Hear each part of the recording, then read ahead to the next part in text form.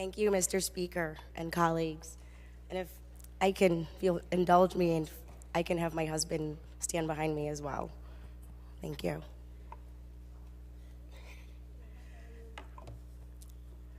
Of all the floor speeches I've given over the past 4 years, this one has been the most difficult to compose.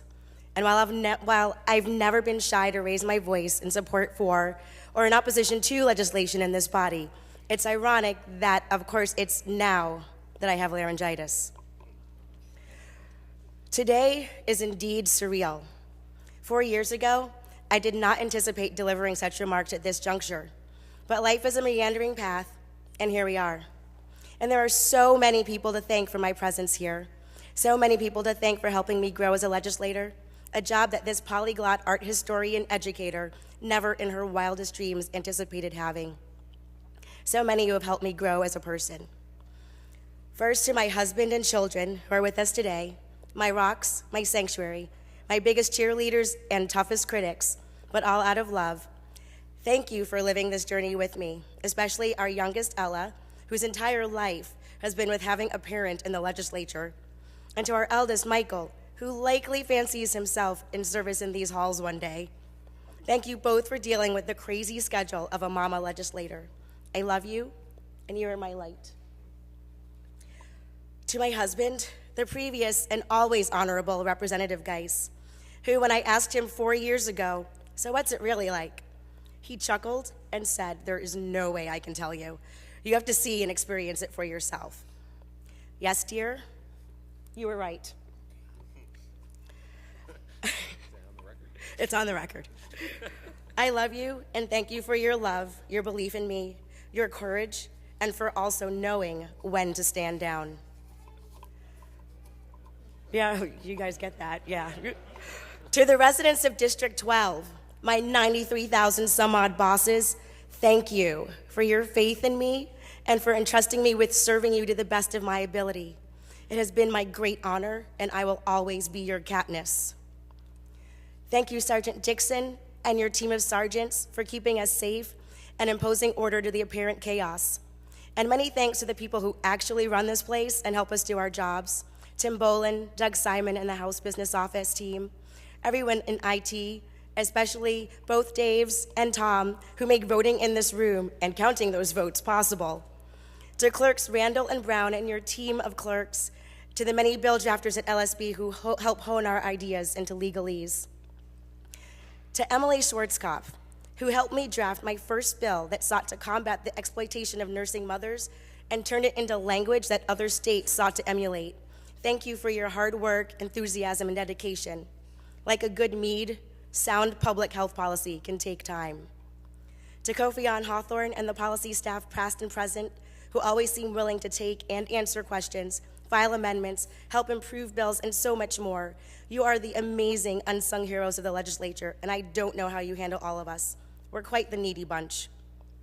Thank you, Jeremy Hallerchuk and Mike Grabmeyer, for managing to always make me look good on camera.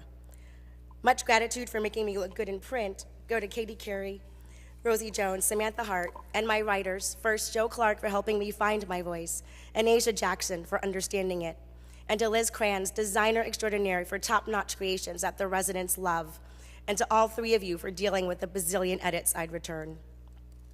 I'd be remiss if I didn't thank the ever-patient Patty Tremblay, who likely got exhausted from my many questions of, is this legal? Can we do this? And is this even constitutional? And a huge thank you to Alice, our den mother, for always making the house feel like home, especially on those long session days. Most people hear or read about what we do in this room, but it's the residents who call and email and still write by snail mail who know how hardworking our office teams are. And dare I say that from day one, I have been blessed with the best team. To the ever-evolving Lansing team, guys, Mark Lawrence, Tim Mishling, Jamie Reimers, Stephanie Williams, Joseph Dickerson, and Kristen Trevero.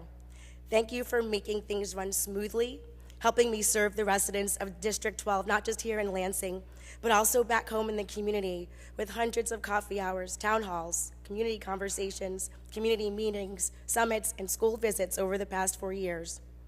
Thank you for your support, guidance, trust, candor, honesty, and growth with me through the joys and through the blood, sweat, and tears of challenges.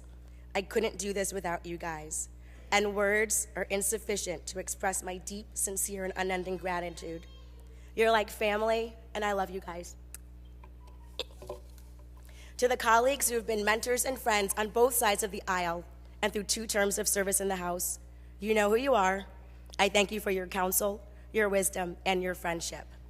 And to those who believed in me with conviction and without fear, my family and so many folks back home, my oldest friend, Stacey Haynes Roberts, who always keeps me in check, Rashida Tlaib and the late John Kivala, 2 of the first people that I'm not related to who encouraged me to run, and to Andy Shore, Harvey Santana, Mike Carlton, Chris Gregg, Sheldon Neely, Stephanie Chang, Donna Lisinski, and Tim Sneller, and Marsha Hovey Wright, a heartfelt thank you for your unwavering support.